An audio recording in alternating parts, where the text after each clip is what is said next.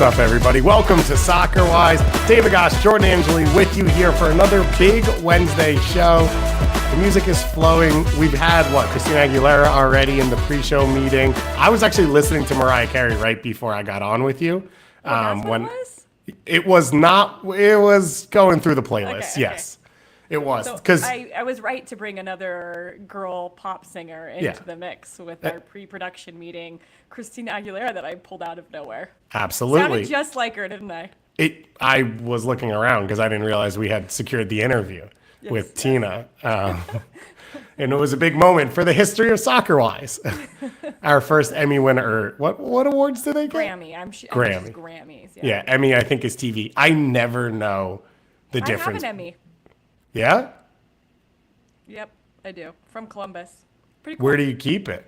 Currently at my parents' house. It's a good spot for it because they'll be super proud of you and then they can talk about it. Yeah, I just don't know where. It's in my old room at my parents' house. I don't know what to do with it. I'm not like a put it on a shelf kind of gal, so we'll see. Do you have any trophies, awards, medals up? No. Okay. Nope. Do you have any traded jerseys? There wasn't really a thing when we were. Yeah. So, and I'm bummed because I played with Alex Scott and Kelly Smith, and I wish I had their jerseys specifically because they were my teammates and they were amazing. But I also played against Marta. I played against Caroline Seger. I played against really Bon Pastor. WPS had really good players, and I'm bummed that wasn't a thing because I would have dipped into that collection. They say the stories are interesting of like you get X amount a year and then you have to buy more if you want to trade more because I don't think you get the exact amount per game. Like the assumption is they'll wash your jersey and give it back to you. Right. So it's like you got to make the decision of what's worth it. If it was me, I would trade every single one I ever had. Me too. Yeah.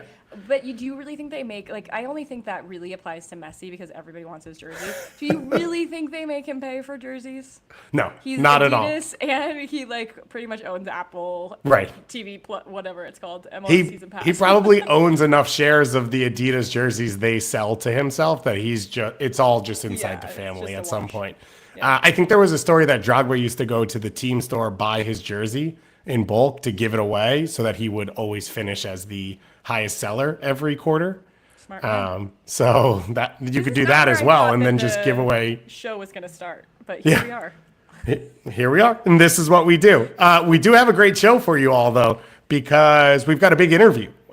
Minnesota Aurora's Andrea Yack, who is one of their co-founders and is in charge of their, I believe it is investor relations, is going to join me because they are doing another round of crowdfunding, which I mentioned a few weeks ago when it started. They are about halfway there.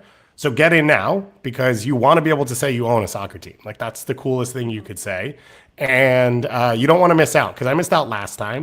And I was in the bar of one of the owners talking to all of them. And I was like, all right, but I'm here, right? And they're like, nope, it's closed. And I never got in. So now I've done it. And I guarantee you will want one day to be able to say I own a soccer team. So get in there. But we have that interview coming up. We're going to talk as well about NWSL Expansion around that because there's a report that came out of the Sports Business Journal today about the next round and everything that's going on with that. We will talk about the next expansion team, BOS Nation. You have to take a breath before you say it so you don't laugh. And what we think about that and everything else going on. But of course, we're going to talk soccer first, and we're going to talk about two of the records that happened this weekend. One was set, one was ended, but still ends as a record in Temwa Chawinga scoring her 19th goal of the year and Orlando falling for the first time in a year at Portland. And that's where I think we're going to start here on this show. Jordan, we sort of mentioned last Wednesday, you said, do you think they do it? Do you think they finish out the year undefeated, first team ever to go undefeated in a full season of NWSL? And I was wishy-washy. I said no, but it took me a while to get there. I said it with no confidence and not in a way that I could clip out and throw out there and say, look, I was right. But the concept was there. This is a team, I think their goal is to win the NWSL championship at the end of the year. This was a Friday night game coming off a Sunday game, cross country, on turf. You saw a heavily rotated team, and you saw a team fall 2-0 at Portland. We will talk about the Thorns because this is almost equally massive victory for them as it is loss for Orlando. But this was sort of the fear for this record for this Orlando team was how do you maintain it while also keeping your team in the best shape going forward? There's other factors too that I think are important is they traveled really early because of the hurricane. So they got out of there, I believe, on Monday or maybe Tuesday morning before the hurricane hit. So they were on the road all week. They were coming off what was a serious high, being at home, winning the Shield, and the emotions of going into that, knowing that they could secure that at home. Those things can't be overlooked, I think, for this Orlando team. Just the emotions that went into that last game, having a quick turnaround, as you mentioned. It's something that we should talk about because I think it is draining and it's hard to reset yourself after taking home the Shield on a Sunday night game that was very waterlogged, as we talked about last week. But I don't think it had to do, it definitely a little bit had to do with the rotation, right? This is a rotated team. No Banda in the starting lineup, no Marta, no Adriana, no Emily Sams. Yep.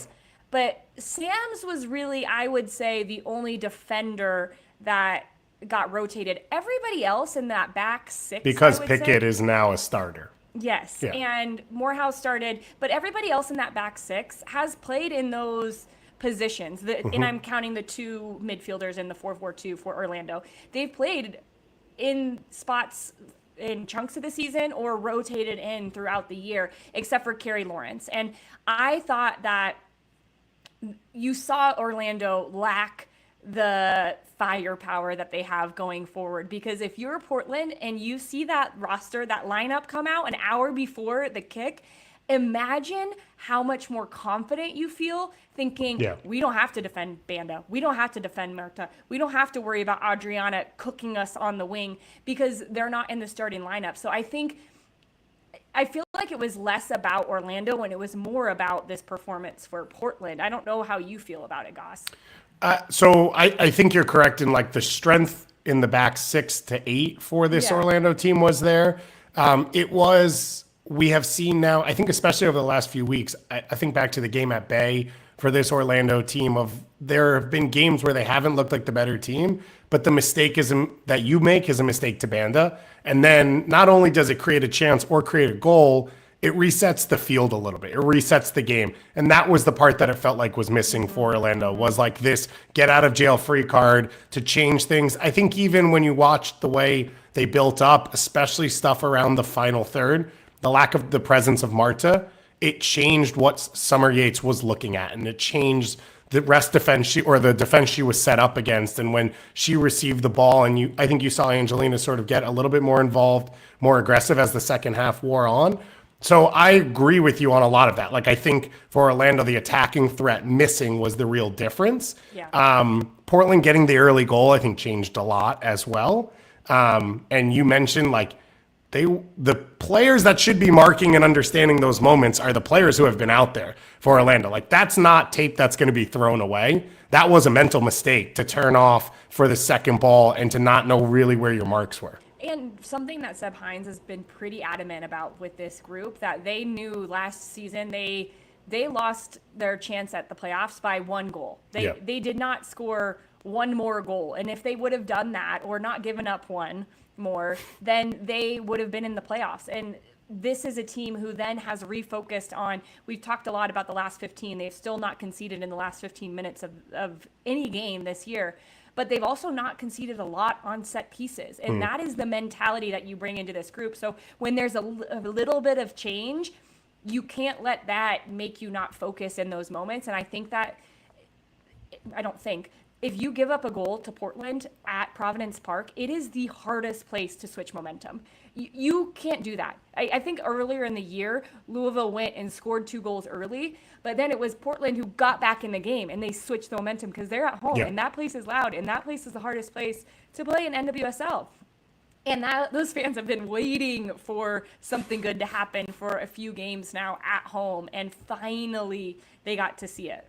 Yeah, so I think this was, I would say if you asked me an abstract before the game, it was an Orlando team that could get a result, but it would be one that I would have been surprised if they won. I Like I agree. thought it was a team that could have gotten a draw, but you give up the early goal, you have to chase, you don't really have the weapons and the pieces. It felt like Hines might make the changes at halftime. He didn't, waited a little bit longer, and then it's 2-0 and you start to run out of time and run out of the opportunity. In saying all that, I do think that they will be better off in a postseason where you have games like this where an Ali Water or Summer Yates has responsibility on their shoulder and like has to sort of work that muscle memory in a different way in which they're not bit pieces or sub players and they're not just trying to find space around a Marta. Because if you look at the postseason, right, it's like, a team going up against you, especially because Orlando's going to be home, they're going to try and flood the middle with numbers. They're going to keep numbers around Marta. They're going to try and shut down any long ball opportunities to Banda. And I think in the end, you'll look back at these, whatever they end up being, 2 or 3 games that maybe a rotated lineup plays and say there's some positives that you could take out of it. Yeah, and they're going to be able to show some different ways to break down teams.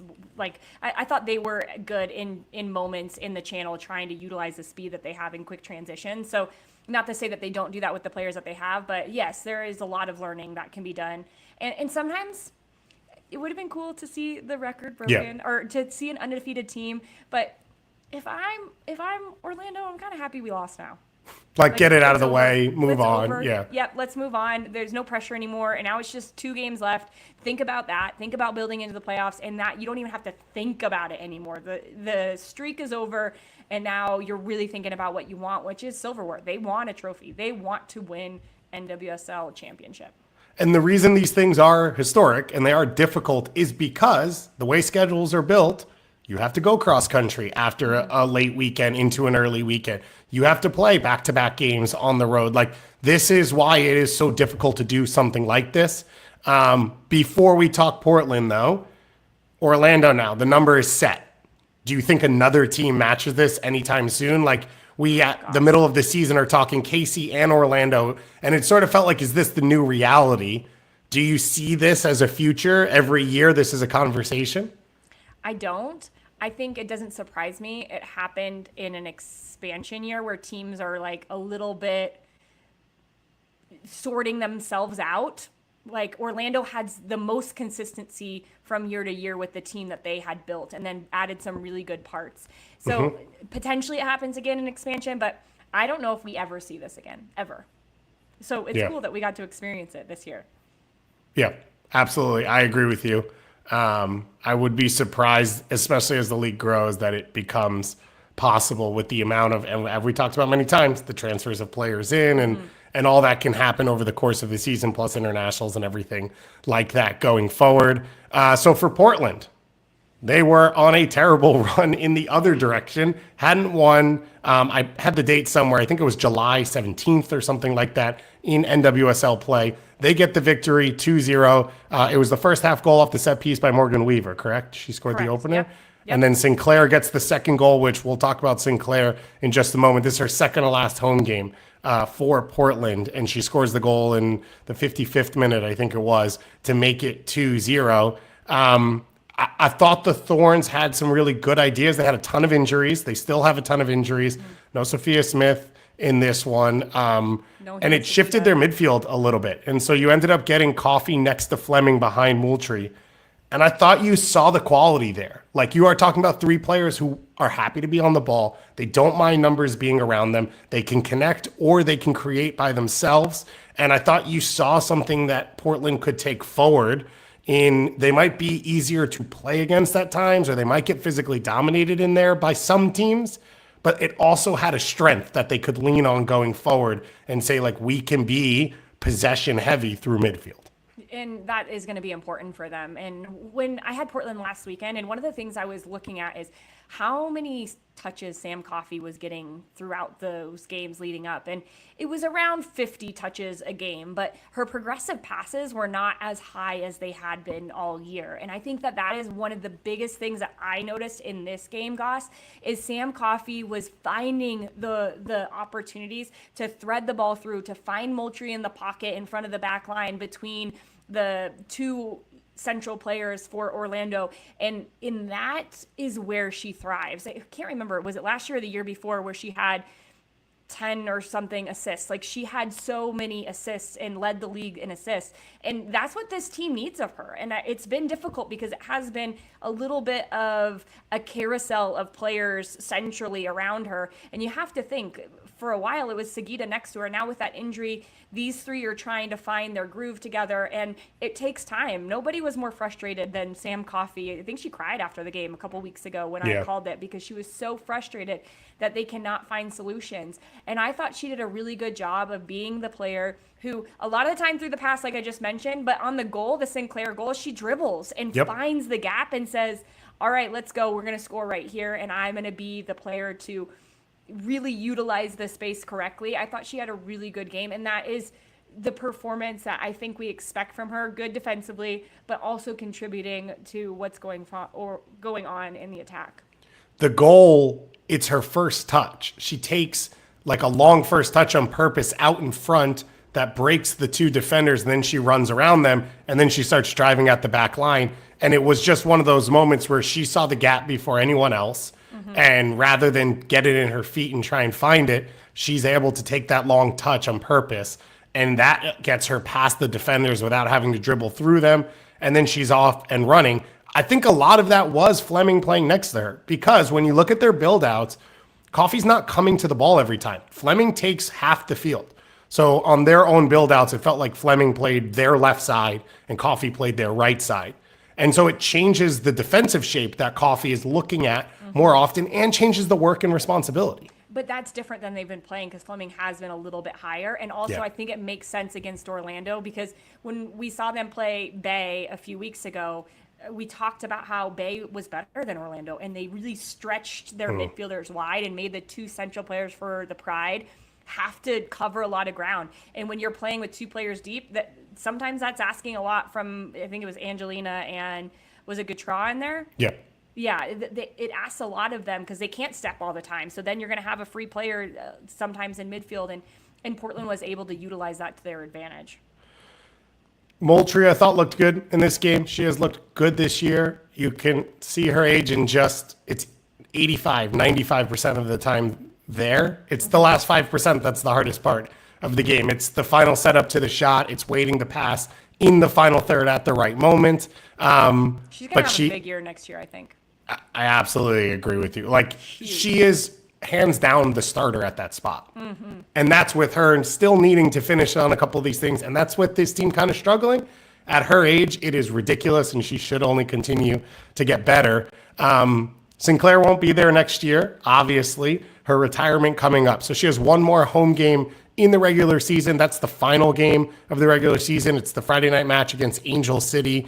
Really cool moment for Sinclair. One, she gets the goal in this game. So I think she has now equaled Sam Kerr's all-time career goal scoring mark and is behind only Lynn Williams, which you assume she will end behind Lynn Williams, or Lynn Williams will finish her career ahead of her. But a cool moment for Sinclair. The energy in the building when she scored, like you could feel it. Coffey's reaction to the goal after she laid the ball off, all of it was incredible. And then she gets the chance to go up to Vancouver, her hometown, this week, and played in a CONCACAF official match against the Whitecaps elite squad. It was a 6-0 victory. And that's probably something Sinclair didn't think would ever be possible when her career started, for sure. And throughout most of the stretches of her career, that was a really cool moment as well. I wonder what the pressure is on the other Thorn players to sort of say, like, we cannot let this go quietly. We have to make the last few moments for Sinclair worthwhile, because if they whimper into the playoffs and fall out in the first game, it's just not going to feel the same. They feel that pressure, I think, but I don't know if it's, as a professional athlete, you have to turn that pressure into a privilege. Like, we get to send Kristen Sinclair out the best way that we know how. A really cool thing that I don't think it's been talked about yet, but her last game in Portland will be her 200th regular season game in NWSL. So it's just another big milestone that she's been able to accomplish, but to do it at home. Her last game in regular season is going to be at home. I would imagine it's going to be packed, but there is pressure on this team, and not from Christine. Like, Christine is she is just so happy to be playing and wants to enjoy every last minute. But if you're on that team, you're thinking, all right, the best way for her to enjoy it is to have a good run here. And I think they have a runway. I'm not saying that they're going to be the team to beat, but they have a runway to start to feel good going into playoffs. Because if they get 2 wins here throughout the rest of the year, they're going to feel like they're peaking at the right moment, which is exactly what you want. They are one of those teams. They're one of those teams that's hard to distinguish at times, like who they are and who they could be. They finish with Louisville on the road, and then they host Angel City for that last game. Yeah. Because I think Lori Lindsay said it on the broadcast that, like, Rob Gale said, well, if we get Smith and Sagita back for the playoffs, like, no one wants to play them, right? You don't want to be in a single elimination matchup against star quality players like that. But I feel as we see this more and more often, what you do in the regular season does end up catching up to you. And, like, for example, I'm a New York Liberty fan. The Aces, 2 championships, and the whole year was like, well, they'll be healthy for the playoffs, it'll be fine. And then you get there and it's like, well, they hadn't worked on some of these things. It wasn't as cohesive. Players hadn't really built up the muscle and energy and all that type of stuff to be prepared for the big moments. So I wouldn't be shocked if Portland stole one and was able to surprise and upset. I would be shocked if they made a run like Gotham did last year. I think the other thing that differentiates them from other teams is if you get those players back, I want those players back. I want them to be healthy because they make this team so much better. But I don't think they have a goalkeeper of the quality that other teams have in that position. And a lot of the times that is the key position. Yep, that is going to make or break it. It is going to be fun to watch, though. That Angel City game is going to be absolutely wild on that final game. And Louisville, that's must-win for Louisville. We'll talk about that in our weekend preview. Let's talk about one weekend, though, game here in Orlando. They now go home, and they face Gotham on Sunday, which is, even though Orlando technically has nothing to play for, a very big match. Would you expect to see the best 11? Would you expect to see a different type of rotation? What do you think Seb Hines does? I think he starts with his 11, and you try to see as much as you can see against a playoff team as possible. Okay. So I think the same question, though, kind of goes for Juan Carlos Amaros. How does he play his team? But I would think going into the playoffs with a team that you could potentially play, they wouldn't play until most likely the final, right? Well, we don't know based off the standings. Yeah. Yeah, it depends. But right now they're in first and second. Yes. Yeah, so they couldn't play until the final if they both win their game. Sorry, Washington's in second, technically. Oh, Washington's in second. Yeah. Okay.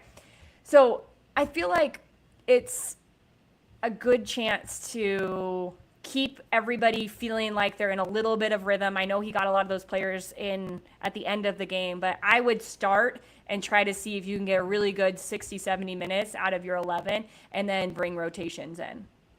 For Juan Carlos Amaros, the slight difference here is they have a match against Tigres tonight, which we won't talk about because we don't know the result yet.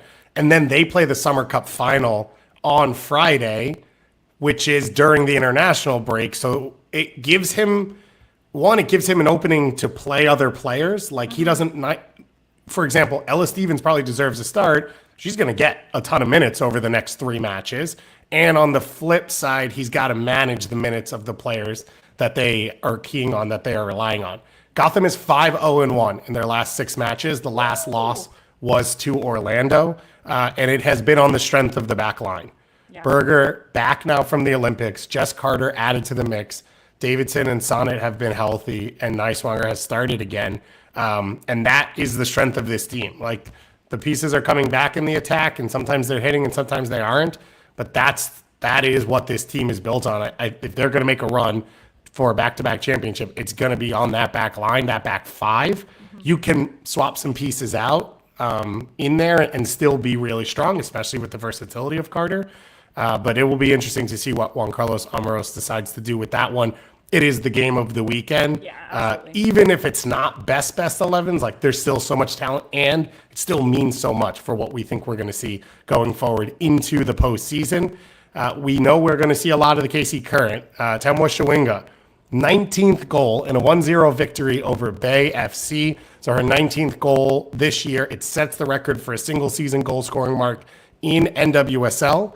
This was the 24th match that she played so far this year. It breaks Sam Kerr's record from 2019, which was 18 goals. She played 21 matches. We will talk about that a little more in a bit. But you were on the call for this one. I sort of just walked through the goal on Monday because it was like pure what we have gotten from Chawinga this year. And it was just an individual moment of brilliance when her team needed it the most. You know what's funny, Goss, is right before she scores this goal, I had talked about how Bay wants to keep her between the midfield and the back line. I was like, that they're fine with her operating in there. They just don't want her to get in behind the back line. She just goes and like totally bosses the ball off of Kiki Pickett, dribbles right up to Abby Dahlkemper and nearly blew the net off with the goal. I think in reality, that's an okay spot for Temwa Chawinga to get the ball, and they were really good at keeping her in front of them. But it doesn't matter. I think that's the difficult part with Temwa Chawinga. Every coach we talk to, we hear it's kind of inevitable. Like, you can't go into a game. You're doing everything you can to deny her the ball and to resist the team from even playing the pass into her. But once she gets it, it has to be a team effort. And I think that that's where Bay kind of slipped in that particular moment. But she is incredible, and it has been so much fun to get to watch her score in a myriad of ways, right? It isn't just this shot from distance. It's dribbling past the back line. It's in a 1v1 dribble against the goalkeeper. There's so many ways that she has scored and outpowered the defense that it's been one of the most interesting storylines of, if not the most interesting storyline of this season. I think it rivals the Orlando Pride with their unbeaten streak because she just has taken this league by storm. She, you mentioned the different variety of goals, and it comes in the different build-up moments, and that I think is also the credit to her of she's played center forward, she's played out on the wing, she's played in a 2, she's played in a 3. She, like you said, like she can score in the box on the end of things. She can shoot from distance. She can read the build-up and make the right run at the right time. And then she has this ability to create chances out of her pressure that maybe one other player in this league can genuinely create at the consistency that she has done. And that's been Barbara Banda this year. And like this goal wasn't that moment. That was more what we saw against North Carolina a few weeks ago. We saw it against Washington as well, where it was like the game was against them. They weren't going to create anything. And all of a sudden, Chawinga pops up with the goal, and it changes everything for them. And she did it once again here. And it's unbelievable to watch. I will be fascinated for next year. Yeah. Because like normally for goal scorers especially, it's like you get more comfortable.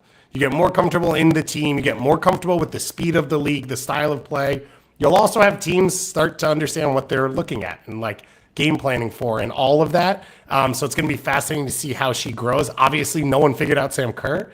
No one has in the world. So that could just be the answer to something like this. Now, I wanted to ask you, because I thought about this as I was sort of reading about it this weekend. So the 19 goals is the highest mark ever. But as I said, Sam Kerr did it in 21 matches that she was available for in a season that only had 24 games. Chawinga has done it in 24 available matches so far in a season that has 26 games. And Chawinga now still has to play 2 more matches. Does goals per game come into this conversation, or is it just you hit a number and that's the number and stop talking about semantics? I think it will be a part of the conversation because expansion is inevitable, and we already know that is going to be the case in 26. There's going to be more games, right? And who knows what the future looks like. So I think us as American viewers, we're always going to want more, and we're going to want the goals per game to mean something. But I don't think it takes away from great seasons, right? I remember that 2019 season with Sam Kerr and how fun it was to get to watch her score in a variety of ways and really be the highlight of the league. 18 goals is incredible. And so I think the same goes for Temwa Chawinga. I think we're going to expect a little bit more. And I wouldn't be shocked if she gets out of this season with 2 games to go at 21 or even 22. Like not a doubt in my mind that she can get a brace against Chicago or against the other team that they're playing is, I just read it, San Diego. They're playing Yes. San Diego this weekend. So I think she can get a brace. I think she could get out of this season with 21, 22, and then it would be nearly the same points per game, right, as that Sam Kerr season. But I hope as the league continues to grow and we continue to see records getting broken like this, because I don't believe this will be the record for long, as much as this league is growing and more players are coming in.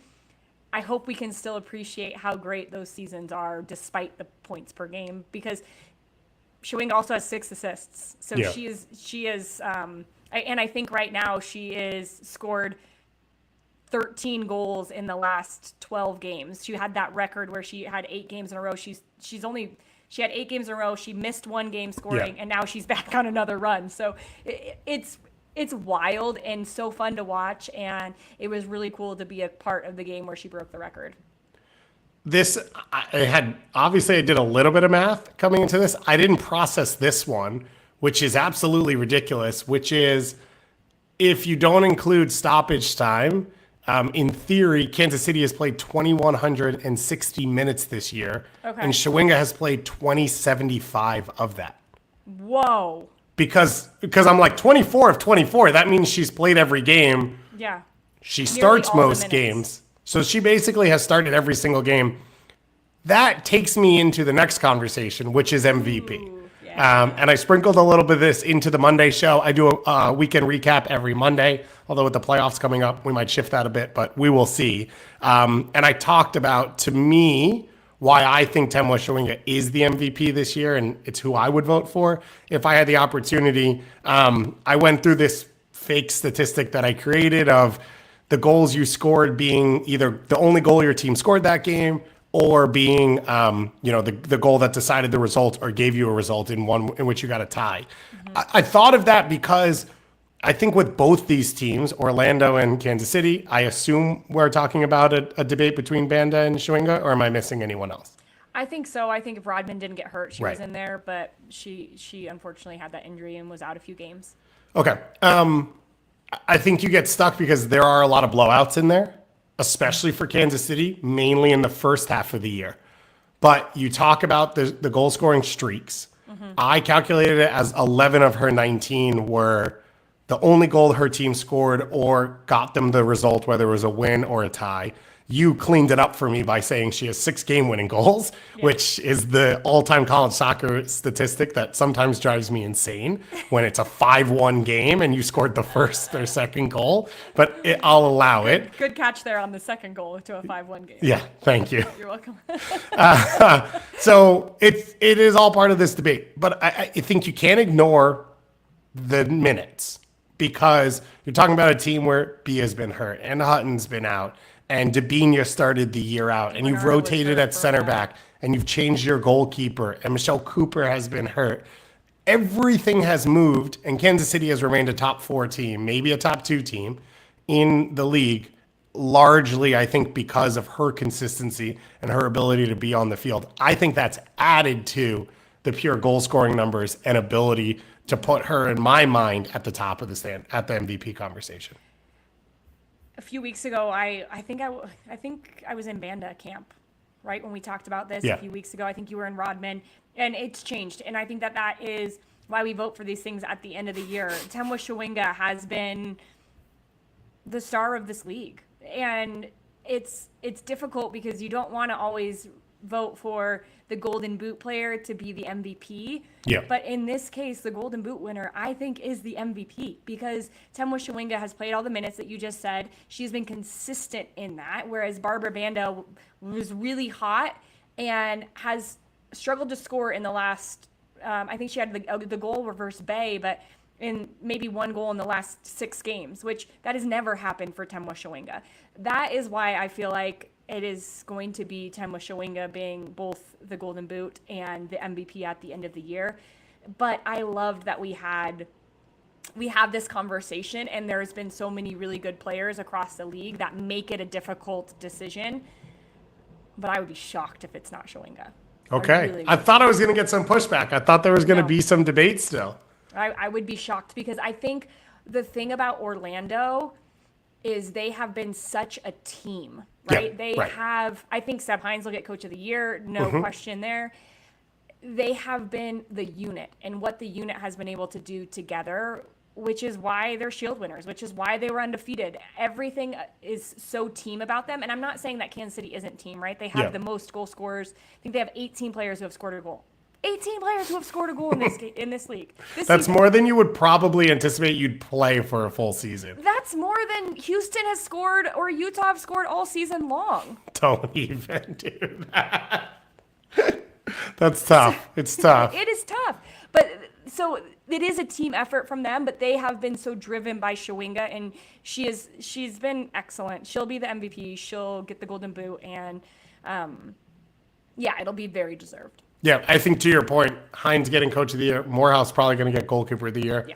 It's a pretty good shot. Sam gets defender of the year. That actually makes it harder for a Banda to win because you get into the what does MVP stand for? What is the debate? What is most valuable versus best and all of that. And Banda came to the season later, so she didn't have as many opportunities and as much time. And of course, Marta will probably pull some votes, would be my guess, from some people. And so you end up in a really tough spot there. But I think we both land in a good spot. If Chawinga deserves to win it, so therefore should. In my fake stat thing I created, by the way, of only goal, blah, blah, blah, Banda had 6 to Chawinga's 11. So if you like to do the Goss fake stat standings, then therefore Chawinga deserves to win. GFSS, Goss fake stat standings. You started, and I was like, I don't want this acronym to end up like offensive, so I'm gonna ignore it. Good idea. And then I should do that live, huh? And then you spelt it out. So we got there in the end. We probably did better than the consulting group and ownership group of the new Boston NWSL team, BOS Nation. It's the official name for the team that is starting play, not next year, but the following year in Boston. A ton of excitement about this. You played in Boston yourself in the past. You did not play for BOS Nation. What happened here? I have no idea what happened, Goss. And I think a lot of people have that same question, is how did this name and this video get through so many different layers of approval before it got put out there? I played for the Boston Breakers in WPS. The Boston Breakers is an excellent name. It's great. It's different. It is something that has to do with Boston, and I love that. BOS Nation, first off, I don't know what the BOS, like, I know it's short for Boston, but it's BOS spelled wrong. It's only BOS. And then Nation, you're talking about a city, and it's not a nation, it's a city. I just feel like they went wrong. It's just so wrong. And it makes me sad because this is, as they said, a awesome sports city. It is one of the best. I know that's hard for you to hear because you're from New York, but it is one of the best sports cities because it's small and all the sports are right there, and these people love their teams, and Breakers fans loved us, and I feel like it's not gonna stay this way, is it? Like, I can't imagine, Goss, calling a game in this league, which I do once or twice a weekend, and talking about BOS Nation's goals. I just can't. We could do a practice segment if you want. I guess we're going to have to. Jordan, we are here.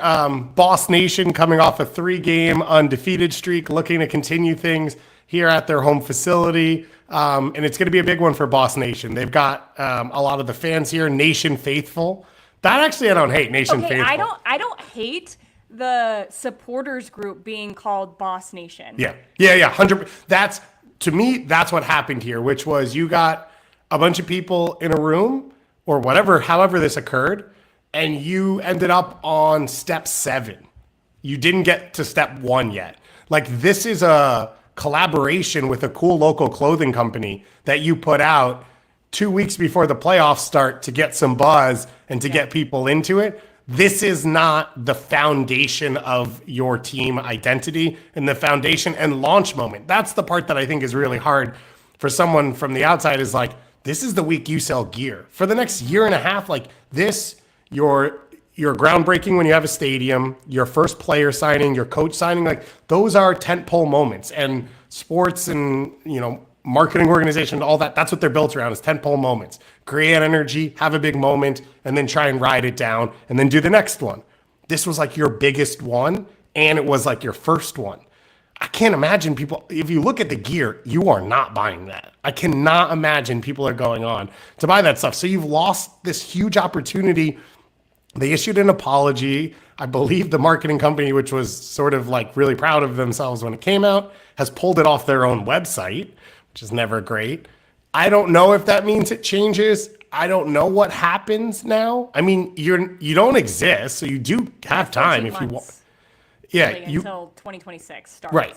14 months. So you could change it. The other thing might be it somehow gets reformed, and like the team technically is called this, but is never referred to it that way, and they don't use it, and you create something underneath it. The hard part is you've already done the acronymy thing. Like it's not like, oh, well, it's this long name and we'll shorten it to BOSS because you've already gone there. So I don't know how you expand it back out into Boston. You were talking to me before we got on about Bostonia, like technically the original Latin name of where Boston comes from, which is a cool name. There's not a lot of cool things about Boston. I'm just kidding. Boston's a great city. I knew that was coming at some point. It's a great place. I'm just joking. It's an obvious miss for a city with great history. History in general, history in sports, history in women's soccer, like all of these things you could hit. They also have a women's hockey team. We should mention that before anyone tries to start the next marketing video and maybe it gets lost there. One that went to a final. This was this was just the worst thing you could do. You had one job and everyone stepped in it at the same time and fell over, and it's bad. But hopefully we move on to bigger and better things as we go forward, as we hopefully find the next expansion team. So we got some news.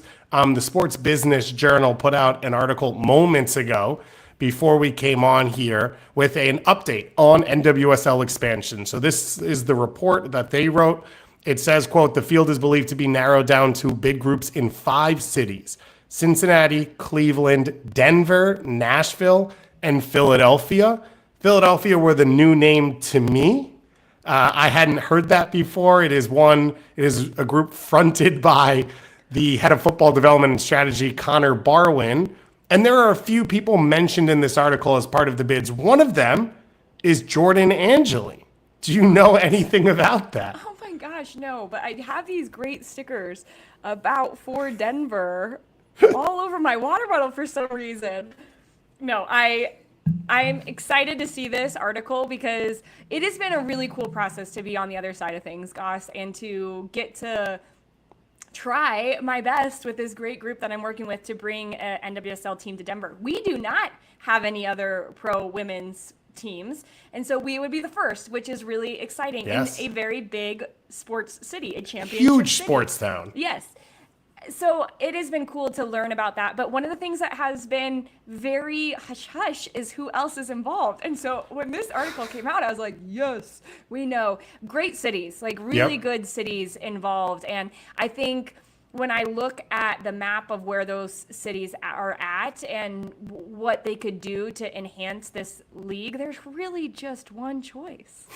It has to be Denver. It has to be.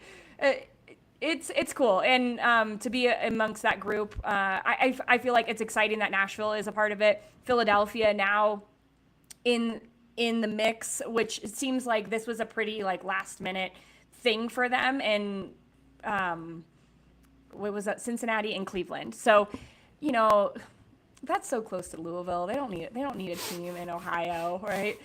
But it's been great to be a part of it, and I'm hopeful. I'm hopeful that Denver will be the next NWSL team, and we'll get to create a team name that our city really likes.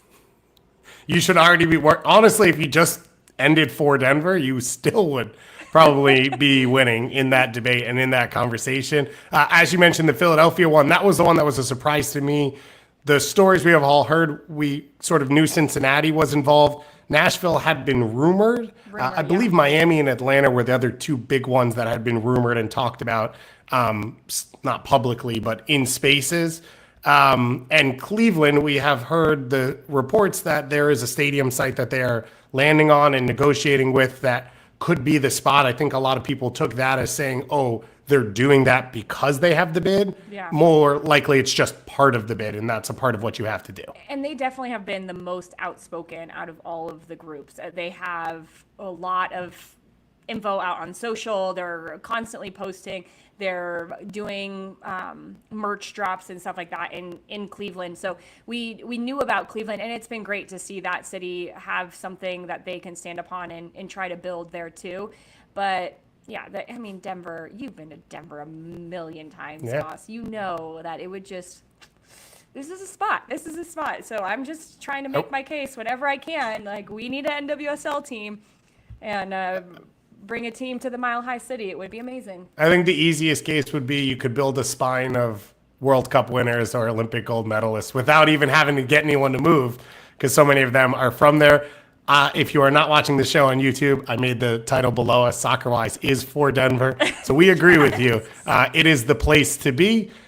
One of the cities that was a part of this bid process and then withdrew was Minnesota. Minnesota Aurora were trying to put together an NWSL bid. They have instead stepped back into the W League and what they do. But for a little bit more on that, let's talk to Andrea Young.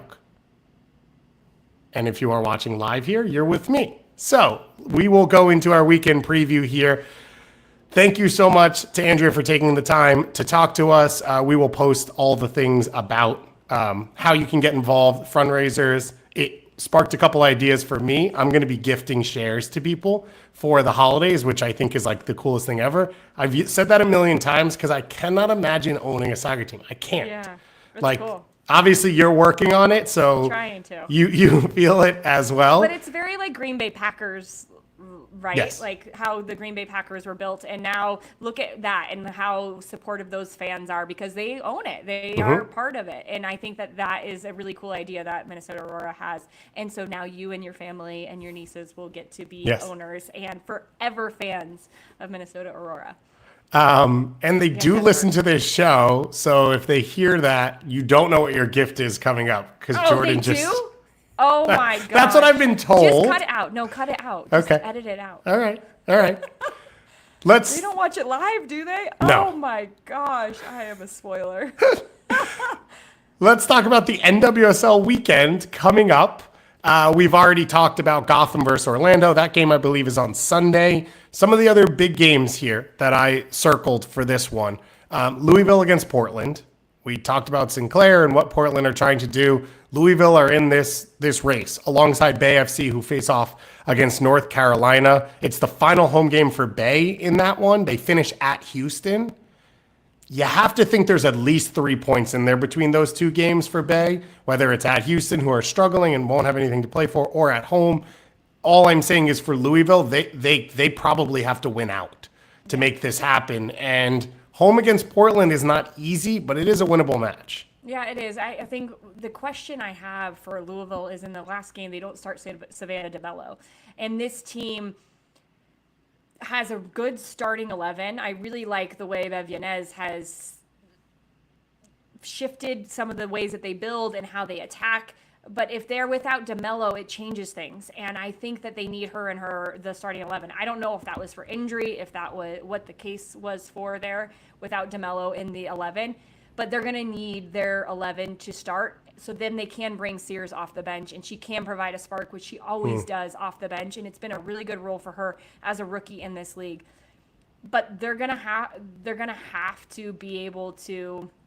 I don't know where Sophia Smith's at, and it felt like a few weeks ago it was maybe she's a couple weeks away, and this could be the week that she might be back, and that would be difficult because Louisville did not look like they were able to handle some of the speed that Washington had against them in Louisville's back line last week. And so that would be an issue if Sophia Smith's back, among the other issues that Sophia Smith can create. Yeah, so Smith, it seemed like fully trained pregame on Friday and then was announced as unavailable. So it goes to it is very close, if not happening. Louisville has given up a little bit of speed and physicality for ball progression and ball playing ability, both in central midfield and along the back line. That's the shift they've chosen to make. They have to dominate the game, and therefore you have to think the final home game is a must-win here because it's going to be tough to do that. Even though, so they finish at San Diego, it's going to be tough to do that in that setting, even with San Diego nothing to play for. And so I think this is in San Diego. If you try to dominate the ball, like that field does not scream dominate the ball like that. And San Diego, even as much as they have struggled this year, they still control possession. Like that's just who they are in their DNA, whatever they're trying to figure out. So it is going to be a big one here for Louisville. Bay on the other side trying to bounce back in this one against North Carolina. I thought Bay played North Carolina really well on the road a few weeks ago. And so I think the building blocks are there, and we know how much North Carolina struggles to travel. And if they can get any result here, you set yourself up to control your own destiny in the final week against Houston. That probably gets you enough. You were on the Bay game, though, this weekend. What did you see from them? What do you make of where they sit right now? They've gotten so much better defensively, and I think that is the biggest plus, is that it doesn't look like at the beginning of the year it was this is how we attack, and then in the middle of the year it was this is how we defend, and now it's so much more cohesive. Like, this is how we play. Attack, defend, different phases of the game in transition as well. They just struggled. If they don't have, Rachel Kunananji and Tess Bodie account for 25% of their chances created, and they were without both of those players. Yeah. So with them in, it is a different Bay team, and I think they could really, in moments, challenge North Carolina, who get expansive and stretched and have dominated the ball every single game they've played for, a year and a half. I think they've had more possession.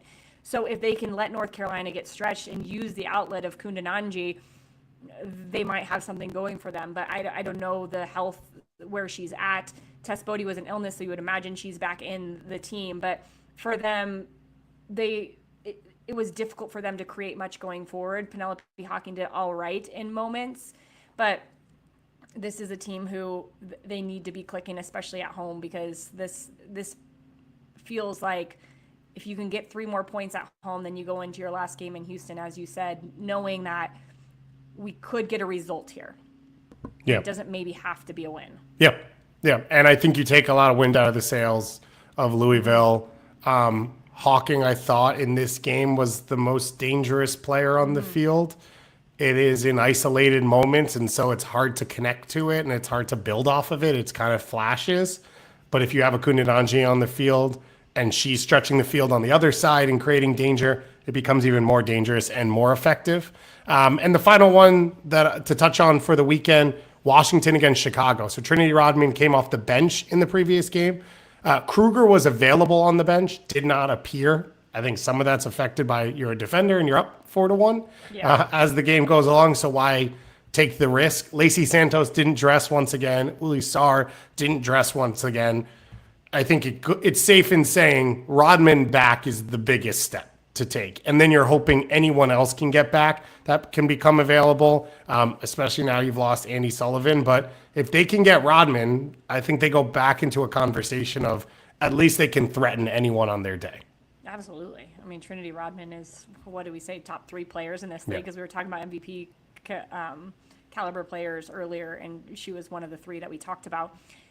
It also is something that Jonah Heraldez has told us in conversations, like, we want players to be 100%. So I want to know that they can go out there and feel fully fit. And so some of those players that didn't dress might be closer than we think because of that, is they're just not quite there, right? Maybe they've trained for 4 days, but they need 2 weeks.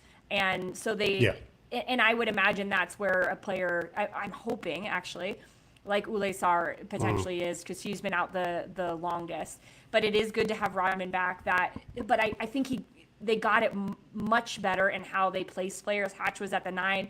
Kwasi was at a winger, and she really can threaten and add balance or add threat to this team. But with Rodman back, then there's a real balance of which side do you protect more. You can't choose then. Yeah, it was definitely. Each player looked more comfortable in their position than what we had seen. Now, it's not Orlando on the road, so that's going to change a ton as well. But you're going to try and manage it and rebuild it. This Washington team has gone through 4 or 5 iterations this year. You think early on, before you were fully healthy, before you had acquired all the players, and before you had your actual head coach, They played one way, then they sort of shifted. Then they brought an Esme Morgan in and a Lacey Santos in. They lost Croy Bethune. They got Jonathan Heraldez. It has changed a lot. I think the building blocks are still in there to put together a really good team. The Andy Sullivan injury probably one too many to say they are an NWSL Cup contender. Yeah, It's it'd be that hard time for of year. MLS too. Yeah, I got to think of the 97 different championships and playoffs I know, and no, I standings that everyone has to go through. All right, I believe that's all for us. Anything I forgot? No. Soccer-wise is for Denver. Thank you once again to Andrea for taking the time to join us. And please go support Minnesota Aurora. And I don't have to say that after you do it, because then you'll be an owner and I'll be supporting you. So go out there. It's a once-in-a-lifetime opportunity. We will have the information. We'll put it out on social with the clip we put out, as well as in the podcast description. And so anywhere else we can put the links, we will as well. Thank you to everyone for joining us. Thank you to you, Jordan, for being here. We've got a couple more big shows coming up this week. We're going to have Tim Bezbachenko on Friday to help us preview the MLS weekend. And we'll be back next week with more conversation.